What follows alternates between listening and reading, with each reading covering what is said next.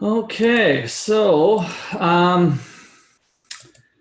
today we continue on with some real estate stuff. So did anybody have any questions about the budgeting exercise? Did that hopefully start to make sense as we roll into the final exam, kind of doing the zero-based budget? Those Microsoft Excel skills are number one thing that employers look for. So any opportunities you guys get in other classes, just from a personal finance and personal growth standpoint, take advantage of using Excel so that you're comfortable with it. Some employers will even, might test you on it for either job interview or if you make it deeper into the stage. So it's good skills to have under your belt. So today we're going to look at the lease. So if you want to, I'm going to share my screen, but if you want to pull up your lease exercise. So we're in chapter 12, the final chapter, and understanding a lease.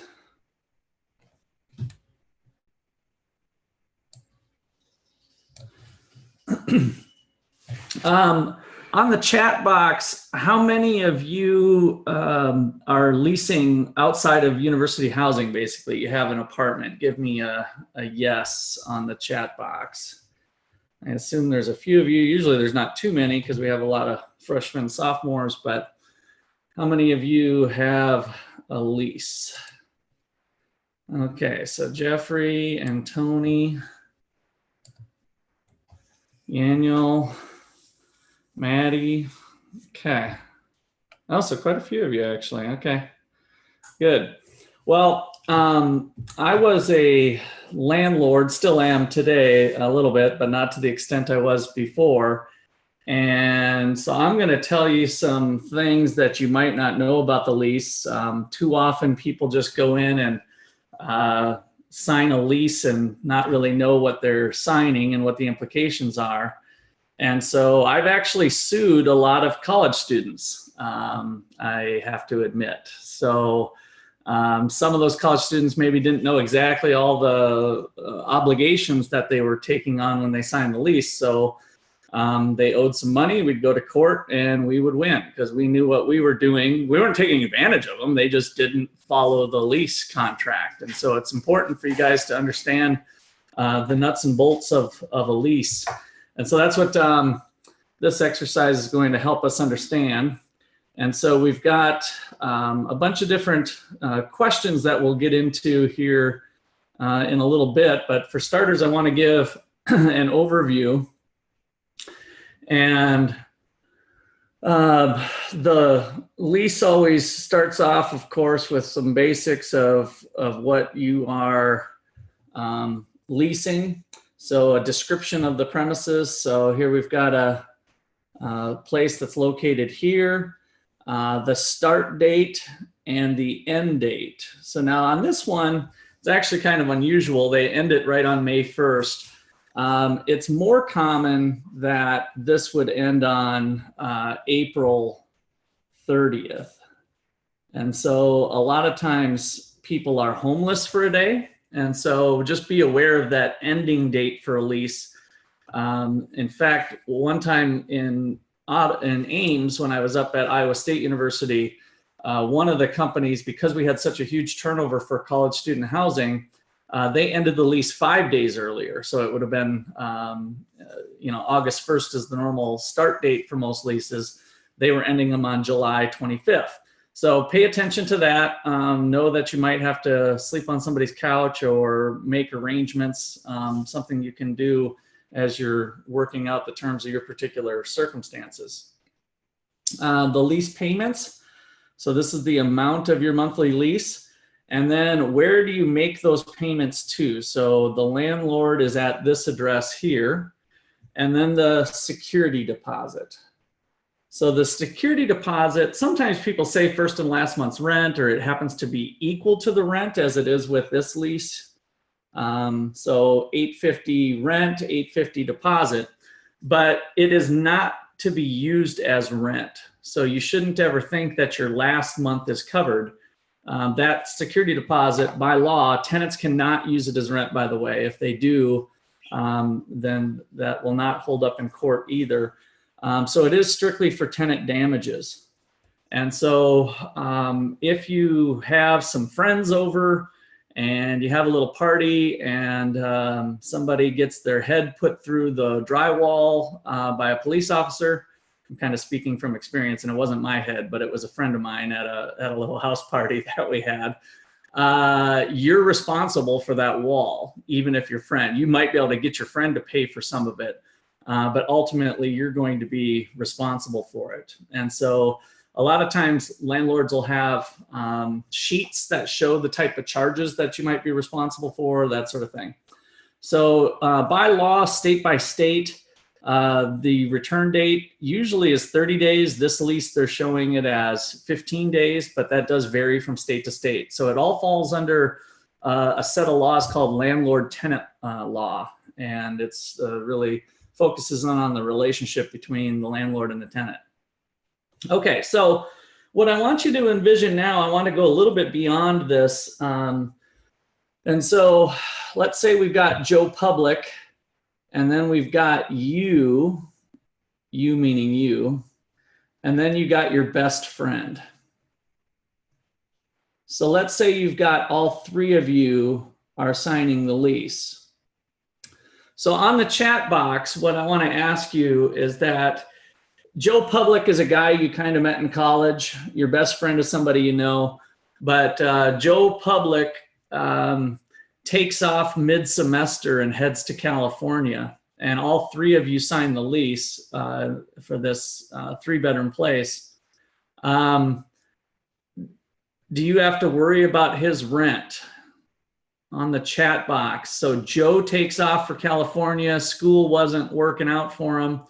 Are you responsible for Joe's rent?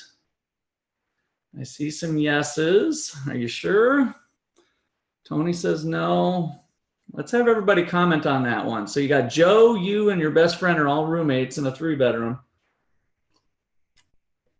Are you responsible? Rachel says yes. Kareem, yes. Hannah, yes. Zach, yes. For the whole thing? So like if he moves out and there's still 5 months left on the lease and he was paying $300 a month was your deal, maybe it was 300.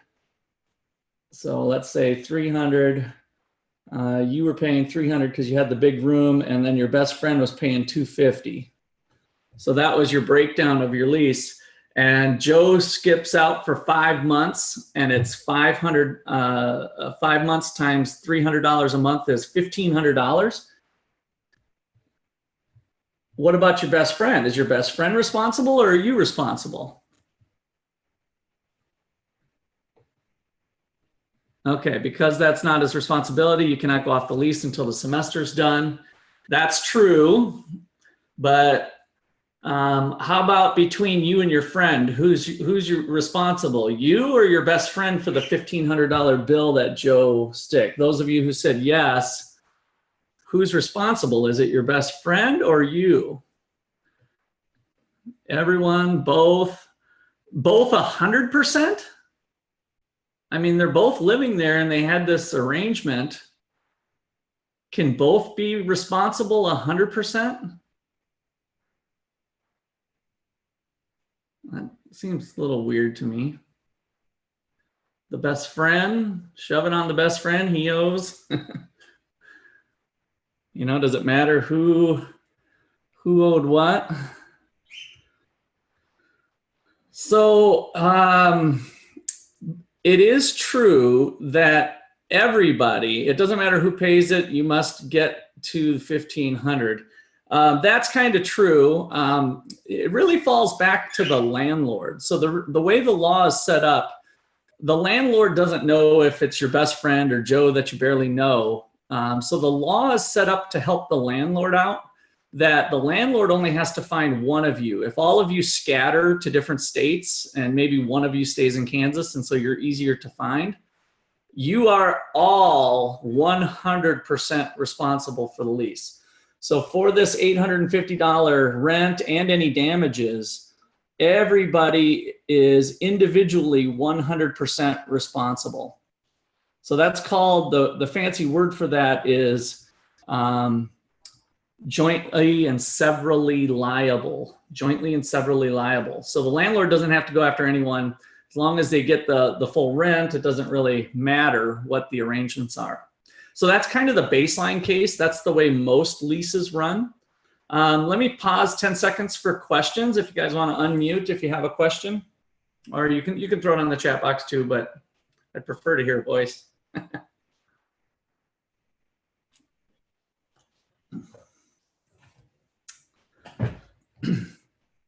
Okay, so some other weird things about a lease is the ending date. So if it ends, let me go ahead and I'll leave this up here for now. I got one more comment to make here. So May 1st comes around, and let's say you don't sign another lease.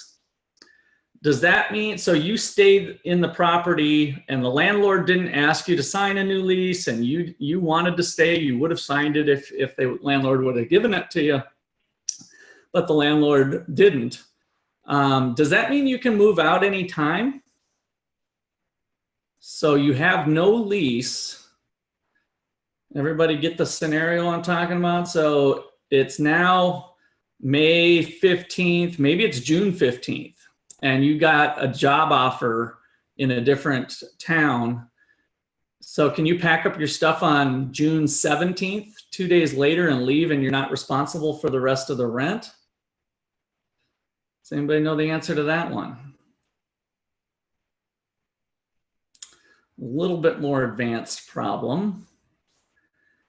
So how the law works with that is that it goes to a month-to-month lease. There's no other written lease. And the previous lease is the terms that stand. So the type of lease we fall into is called a month-to-month. And what that means is if the lease was written so that you paid every 30 days, which is what this lease is, then you're going to now have a month-to-month lease under the same terms that were under the previous lease that expired. So you don't have a one-year lease, that's the good news. But if you decide June 15th that you have another job opportunity and you want to leave, you have to give notice to the landlord in June, and you're still responsible for July even. So the term of the lease goes from the first, if I do a little timeline here, the first to the first to the first is the month to month. And so if this is May, this is June, this is July, this is August, then if mid-June you decide you're gone, you're still responsible for July. So it runs month to month. Questions or comments on that? Another little side story while I clear the lease up here. We had a student that stayed later. We had given them a renewal lease, and it was a big 4-bedroom place, and they didn't sign the lease, and we just assumed they were staying. And then August 15th came along. It started August 1st, and they had possession then, and then August 15th came along. And once you miss the start of school, it's pretty hard to lease some of those big college, 4-bedroom house type of places. And so it sat vacant at $1,300 a month for the next 9 months. And so we sued them for $9,000. They never had signed the lease, but they stayed there and they were presented a new lease. And because they stayed there and were presented a new lease, they by law were bound to that new lease, which was a 1-year lease from August to July. And so they thought they were, taking advantage of us, but turns out one guy ended up having to pay the rest. Now, do you have a claim against Joe? Joe, who skipped out to you, left the $1,500 bill. You wanted to not wreck your credit or whatever, and so you paid the $1,500. Do you have a legal claim against Joe? On the chat box. Jeffrey says yes. Do you have a legal claim against Joe? Let's get everybody chiming in on that. How would it work? Give me a yes or no.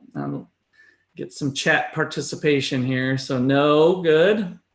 So Brooks says no, so we got a 50-50 tie. Let's have a little poll. Jalen says yes. Zach, yes. All right, so the yeses are coming in. So now that you guys are on the chat box, what can you sue them for? How much?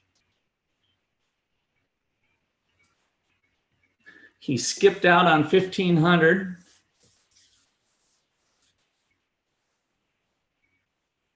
How much can you sue him for? Do you get pain and suffering? Maybe you can sue him for $4 grand or something. We'll keep it in small claims court. Usually has a limitation of about $5,000. What can you sue him for? You guys are correct. You can get the 1,500. Can you get anything more? In the court of law, are you entitled to anything more? Lease fees and abandoning the lease, so anything related to the lease. So yeah, if Joe did some damages that were on there, you could sue for that. Basically all monetary damages. You're not allowed to get a pain and suffering type of thing. So, you know, when you get that, oh, I'm going to sue your butt type of thing, it is going to be limited to the monetary damages. Now, if you go to court, yeah, and I was going to bring up the credit, Jeffrey, so I'm glad you brought that up. If you go to court and he doesn't show, and you have a court date and he got served papers and whatever to show up, and you get a default judgment, then if Joe doesn't have any money, are you going to get any money? So chat box, if Joe's broke, will Joe be able to pay? Will Joe ever have to pay? So you are going to be granted a judgment, and that'll just stay there on his credit, as Jeffrey's saying. So on that credit report that we pulled before, there's now going to show a judgment lien against Joe for $1,500. So here's another thing that happened to me during college years when we would get a lawsuit in our favor, is that'll just sit on their credit. And so then 3 years later, Joe is, got a good job, maybe met a charming wife, and they got married, and now they want to go buy a house. They can't buy the house until they pay the $1,500 and clear it, because it is a lien against his name. And so the bank isn't going to give him a loan unless he pays it off. So all of a sudden we'd have money trickling in every once in a while, 3-4 years after somebody had moved out. And that's the legal system for that. Okay, 10-second pause for questions or comments.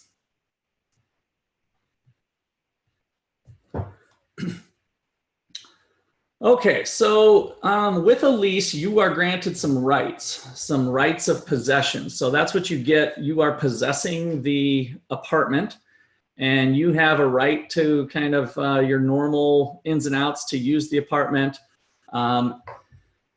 There's usually a less wear and tear, ordinary wear and tear. So if you live there for a long time and there end up being kind of some carpet wear, the landlord can't charge you for it. The landlord is well within their rights to say that you have to shampoo the carpet and clean it.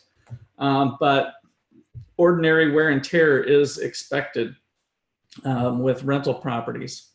So watch your occupant load. I know this has happened at Ottawa, where you've had more people on a lease, and that could be due to city regulations, or it could be due to your lease provisions on the number of people. Like, can you have 4 people in a 2-bedroom? It might be possible to have that, but probably is not possible to have 7 college students, even if you're in a big old house that has 7 bedrooms. In a lot of towns, the occupancy is going to be limited unless you are all related as a family. Typically, if you just have a large family of 9 or something with kids and everything, that won't be a problem. Pets. So having a deposit, I personally, for my properties, charge $25 per pet per month. And so pets have to be approved. There can be a double deposit possibly for it. So don't go run out and get a dog unless you've carefully looked at your lease. Likely pets will be restricted, but maybe could be approved. So you want to make sure you're not doing that. All right, let's see here. Where's my page 2? Huh.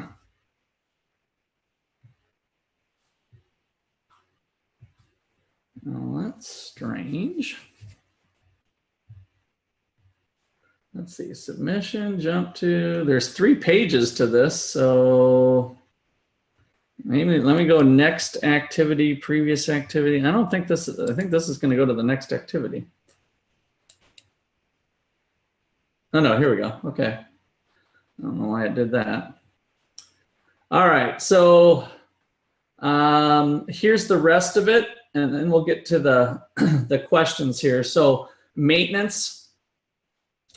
Usually the landlord will be responsible for kind of the air conditioning and lawn, but who mows the lawn, who shovels the snow, make sure you look at all that. For most houses, utilities will be completely separate if you're just in a single family house. Apartment buildings can be, maybe some things included, some things aren't. And then default. So a default is when you break your portion of the lease. So within 5 days, you get served a notice. So when a landlord says, I'm going to evict you on Tuesday, the truth is that's not the eviction process. So when you default, you have to get a notice to cure. So I think in all states, they can be different dates. You have to be served an actual notice that says, hey, you need to pay your rent or I'm going to kick you out.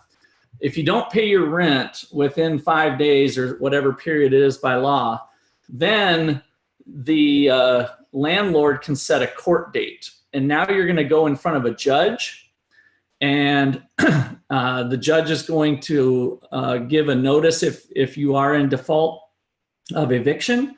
And then you go to the sheriff, and there's a date set for you to be leaving your house. So usually in most states, this can be done in 15 to 30 days at most. So we can get somebody out who's not paying their rent. The eviction process can be done in usually 15 to 30 days. And that's the steps along the process. Okay, access to by the landlord, again, state by state. Sometimes you have to give a 24-hour notice, but that's not always the case. And certainly if there's an emergency, landlord can come in and do it right away. And then late fees, $35 late fees. Okay, so that is the problem. What you guys need to do now is answer these problems. So we got a bunch of problems. I'm going to put you guys into groups. So we're going to do the group thing, and then I'll come around to the problems. So what are the lease? What's the tenant responsible? What are the utilities? What happens if the rent's paid 1 day late? So you guys go through and do these problems. All right, welcome back here. So hopefully you got a better understanding of leasing. You probably, most of you will end up getting involved in some sort of lease. So hopefully that'll help learning some of those details. I really do encourage you, I wouldn't be one to, because I know you won't do it for the most part, to read every word line for line, although it's not a bad idea. But some leases can be really lengthy and a bunch of legal mumbo jumbo. But those things that I pointed out to you are probably the big highlights that you should be taking a peek at. Does anybody have any last final questions with that lease stuff or leases in general? Okay, so for tomorrow night, we're going to have an activity on mortgage calculation. And so I've brought to the screen here the Foundations U page that has all of our tools. So we were using, you know, the investing calculator a lot to figuring out our investments. So now we're going to look at this tool called the mortgage calculator. Now, truly, this calculator can be used for any sort of loan that you'd have out there. There's basically just these components here that are needed to calculate a loan amount. And so you've got the original amount of the loan. So if you're going to go get a $100,000 house and you've taken Dave Ramsey's recommendation of 10% down, how much money of your own money, chat box, if you have a house price of $100,000 and you're going to put 10% down, how much money are you putting down? So we got kind of the down payment as part of this process. And Dave Ramsey recommends don't buy a house unless you got 10% down. So on a $100,000 house, good, Mackenzie, we got a $10,000 down payment. So then what would be your loan amount, chat box? What would be your loan amount here if you had a $100,000 house, a $10,000 down payment? I know this is kind of some simple math, but it's good to kind of walk through the process. And we got a $90,000 loan amount. Okay, so then we can update this date. They've got a 2013 date, so we can change that around to new life here in 2020. And we'll start this sucker in, what are we in, April? April 15th. What is today? April 22nd. All right, so there we go. So April, yeah, I don't even know if they put the 22nd in there or not. How many years is the loan? So the loans can be kind of the normal is a 30-year loan, but Dave Ramsey and this whole system of like living a debt-free life is very abnormal. And so the recommended amount that Dave does that I also recommend is a 15-year mortgage. So you're going to have a length of loan of 15 years. And then the interest rates right now are pretty good. You can probably get a 15-year loan for as low as 4%, maybe even less, but we're in unusual times, especially with the COVID crisis. Normal mortgage rates, a good rate historically, has been like 5 to 6% is outstanding. Like if you had a 5 or 6% interest rate. So right away, the system is calculating your monthly payment. Did you see that here in the on the left-hand panel? So $665 per month is your amount of principal and interest.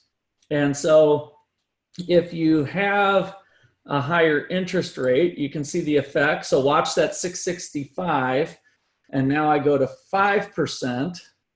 And so 1% more causes me to go to 711, right? And so you can kind of start to play with the numbers here. If I go from a 15-year to a 30-year and not take Dave Ramsey's advice, my 711 payment per month now goes to 483. Now, why is that not a good idea? So chat box, notice what happened. So I'm just going to leave it 5%. A 30-year loan is 483. That sounds pretty good. And a 15-year mortgage, it's like, ouch, whoa, that raises my payment to 711, right? So 30 to 711. And so what are we going to be paying more? Jeffrey says you'll be paying more in the long run. What are we paying more of in the long run? What's the magic word here that we're looking for? Yes, the interest. So the banks are making money off the interest payment. So let's take a look. I have the 30-year in here, and now I'm going to show the results. And the graph ends up getting, let me make this a little bit bigger here. Clear off my marks. So with the payment of your $90,000 loan, you actually paid $173,000 is the amount of money that you paid over the life of the loan. So over the life of the loan, we've got two components, principal and interest, that are being calculated here. So notice on the left-hand side, our graph starts at $90,000. And then it goes down over time. So this is our debt balance. So by the time we get to 2032, we owe the bank $69,000. And by the time we get to 2048, 30 years later, we still owe the bank $3,000. So this is the debt reduction that's going on over time. The part of your payment that gets reduced by the debt is called the principal. Down here, we have the interest, and he's showing the interest as the accumulated interest that you're paying. Each month, your interest is going up and up and up. And so in total, over the life of a 30-year loan, you have paid $84,000, let's call it $84,000 worth of interest. So now if we go and change this back to a 15-year, remember the 173 figure there, and now we change it to 100 and, let's see, yeah, I have to hit the show results. And now we've got 128, right? So the amount of interest paid, look at that substantial difference there. For a 15-year mortgage, we paid $38,000 in interest to the bank. The number was $83,000 just moments ago with the 30-year. So that is the huge advantage to doing that. All of the extra money that you're paying over here, all of this extra money is your money. That's the key difference here. The interest rate is always due on whatever the outstanding balance is. So when we go from 483, let me go back to the 30-year here. When we go from the 30-year 483 up to, again, 711, that difference is all your money. All that's doing is paying down the balance faster so that we're done in 15 years. You're not paying any more interest to the bank. You still owe the bank always 5% of your outstanding balance, but it's going down quicker. And so if we look at the payment schedule, this is, all I did was click a button on our graph. So now this shows you in a table form that can be exported to Excel. And each month, the one thing I want to highlight before I let you go here is your monthly payment was $711, always, every month, a fixed payment, a fixed interest rate of $711. Your interest starts to go down. Look at 375, 367, 356, 348. Why? Because your balance is going down. You're paying off your debt. You started with 90,000, then it went to 89, 86, 85, 83. So the less money you owe the bank, the less your interest part of your payment is. On the flip side, your principal payment is the amount that's going towards your debt. That is growing. So 336, 343, 358, 362. So you're always putting more and more money towards your debt as you go through the life of your loan. Class dismissed.